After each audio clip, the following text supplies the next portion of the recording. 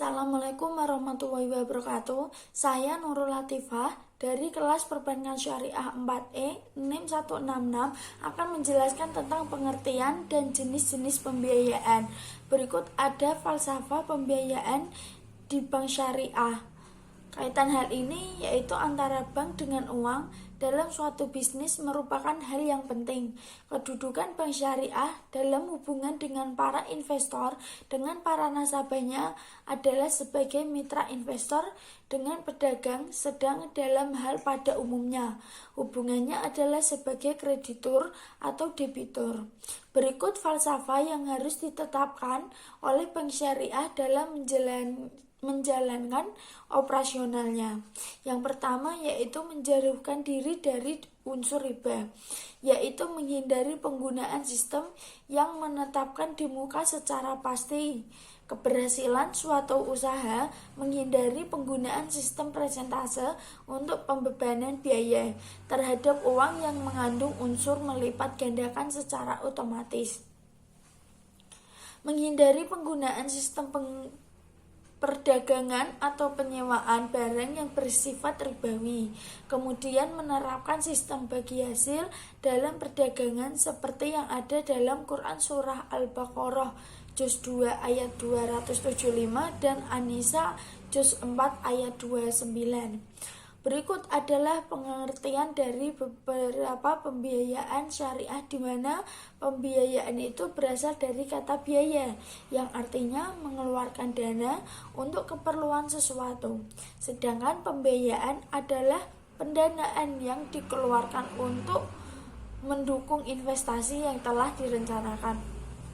Tujuan dan fungsi dari pembiayaan syariah itu juga memiliki beberapa tujuan. Tujuan dari pembiayaan syariah adalah untuk memenuhi kepentingan dan kebutuhan dari stakeholder tersebut. Kemudian ada itu untuk beberapa pihak. Yang pertama pihak pemilik. Pembiayaan merupakan sumber pendapatan dari bank sehingga para pemilik bank mengharapkan akan memperoleh dari proses pembiayaan yang dilakukan oleh bank. Kemudian yang kedua yaitu pegawai. Para pegawai mengharapkan akan memperoleh kesejahteraan dari bank melalui pendapatan yang diterima oleh bank dalam berbagai proses pembiayaan yang dilakukan. Dan yang ketiga pemerintah.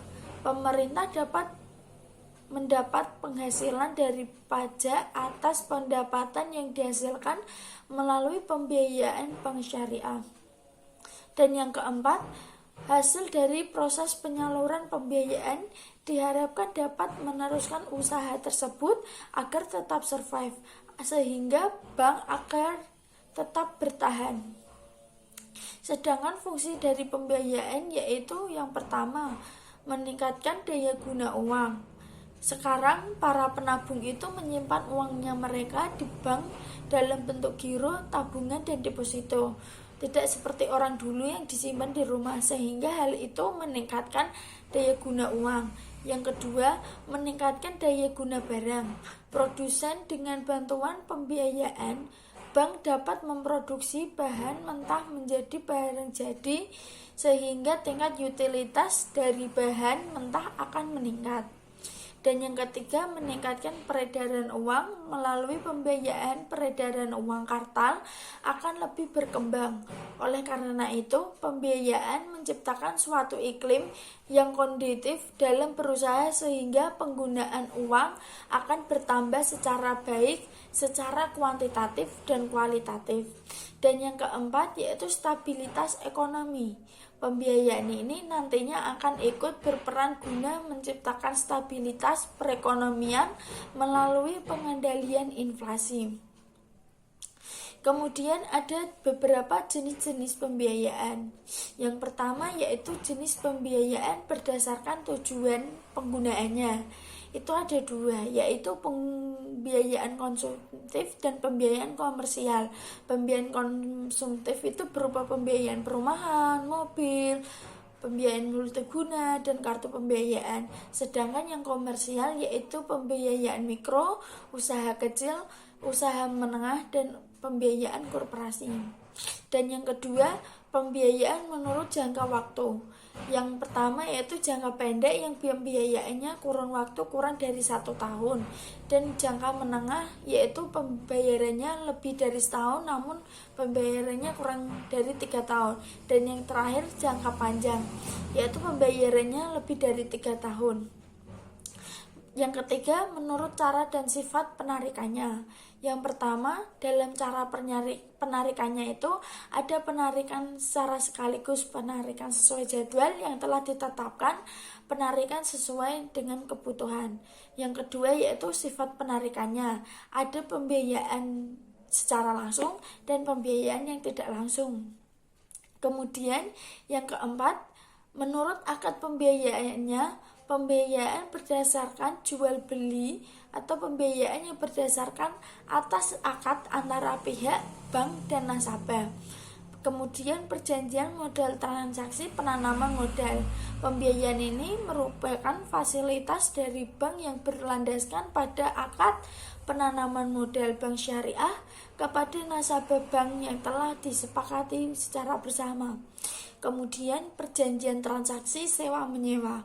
Perjanjian ini merupakan fasilitas pembiayaan yang berlandaskan pada sebuah perjanjian atau sewa menyewa antara bank dengan nasabah. Dan yang terakhir, perjanjian transaksi pinjam meminjam. Pembiayaan yang berdasarkan pada sebuah perjanjian. Dan yang kelima yaitu berdasarkan metode pembiayaan. Yang pertama yaitu pembiayaan bilateral atau fasilitas pembiayaan dari bank yang hanya diberikan kepada nasabah dari satu bank saja.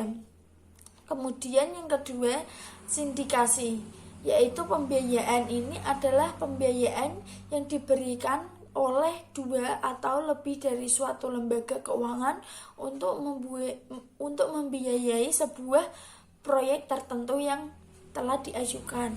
Dan yang keenam, berdasarkan keperluan, yaitu ada pembiayaan modal kerja.